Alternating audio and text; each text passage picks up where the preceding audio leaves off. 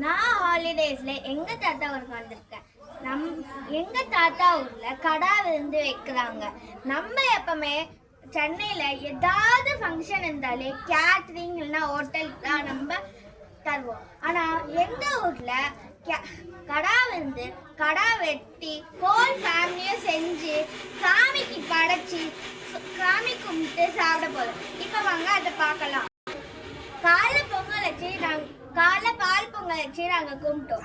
எங்க ஃபார்ம்ல இருக்க முனீஸ்வரன் கோயில தான் நாங்கள் கடா வெட்டி நான் சாப்பிட போறோம். இப்போ எங்க ஃபார்ம்ல கெடா வந்து வைக்கிறாங்க. இப்போ வாங்க பார்க்கலாம்.